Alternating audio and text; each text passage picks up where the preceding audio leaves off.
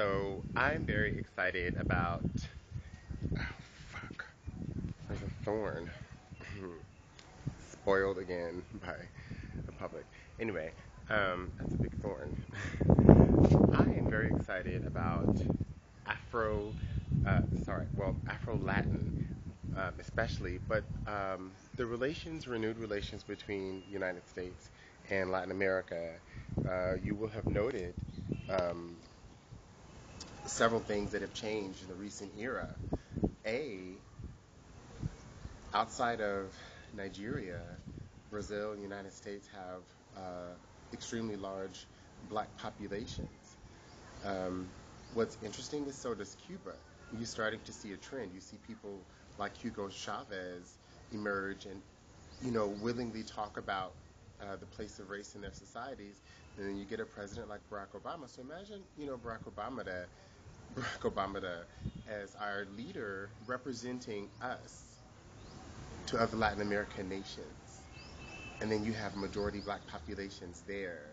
That sort of Afro-American cultural dialogue, I think we'll start to see the results of politically.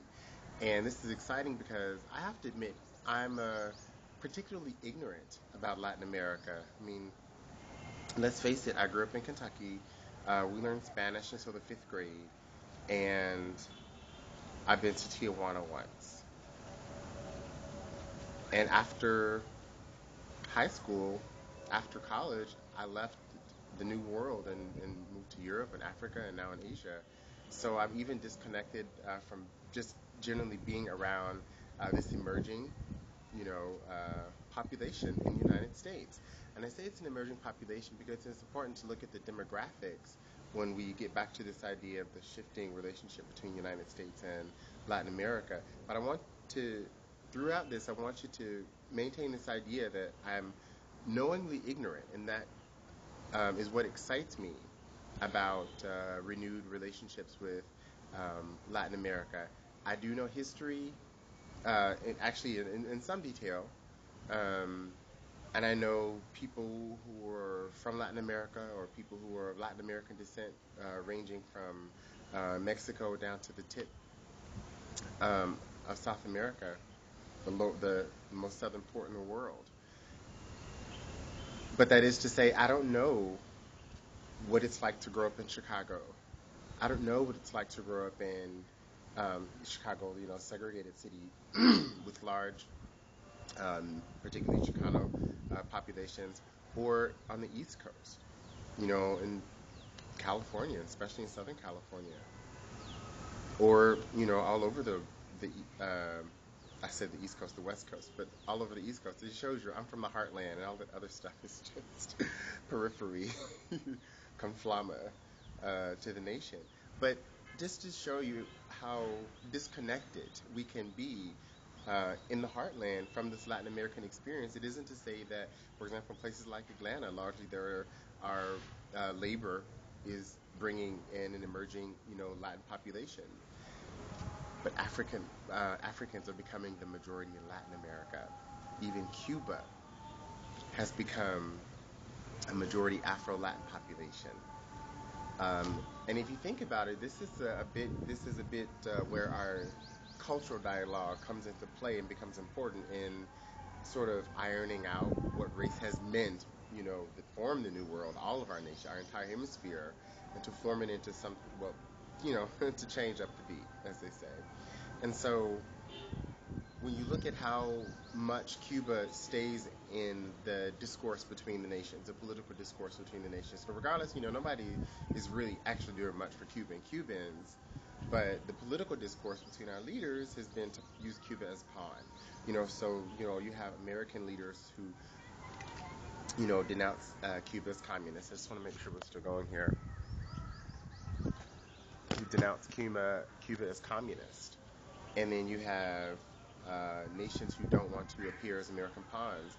Their leaders will align themselves with the idea of Cuba, but not, again, words are just words, but actions, but not really align themselves with Cuba. This has meant that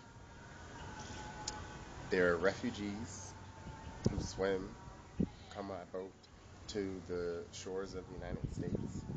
And it means that when you have a little boy like Elian Gonzalez, that that the actual administrations of the nations get involved in a basic family custody battle.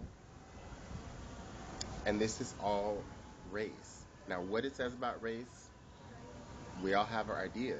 And again, I go back to my relative ignorance about Latin America, but what I do know is that there's a color code, and I am very clear on what the color cast means. I can look at political leaders versus even indigenous or majority black populations in those nations, and I see the disconnect. I see the same disconnect that I saw in my own, um, universe of color cast, and that you see also on a global scale. I mean, go to Davos. It's not just that it's, the higher you climb, the wider you get. Literally, the higher you climb, the wider you have to be. Apparently, I'm just saying, and that's something that's true in across the board in many parts of the world. That internalization of white supremacy, and so Latin America is, for me, it evokes that. It evoked it so much that I blinded myself to even wanting to know, to learn more, to educate myself. Totally blinded myself. Totally just thought, well, you know what? Who needs another white supremacist region? I come from Kentucky. Um, and so I learned French, and I, went to Europe and West Africa, and just kind of kept going the way of Marco Polo in a sense, but obviously doing something very different than what he was doing.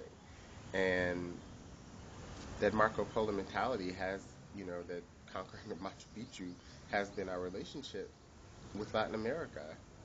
And I haven't taken much of an interest in it because, like I said, this whole color cast thing, I'm just like, well, they'll work it out. Let me just keep rushing. But seeing President Obama down there with them, seeing Hillary down there representing our nation, and saying that we're interested in dialogue, that's something totally different, totally fresh, totally new. Um, and I'm curious to see what comes of these, of now that so-called, and I say this issue about Cubans coming to America, staying in the public discourse. The other piece of that is that people are quick to point out that the Cubans who have come here, who have managed to immigrate here, have been wealthier. The bulk and majority were wealthier Euro Cubans as opposed to Afro Cubans. Everybody's some mix or blend, but the fairer end of the blend, as it were, the less baked, half baked parts. And there, I mean, and just to see that reenacted in our own immigration policies, and see the political rhetoric go around Cuba and go around this, go around even what I knew to be true, has been distasteful. And again, it just said to me, but now it's different. Now we're not the black people, the African diaspora, people of the African diaspora are not the majority peoples here in America.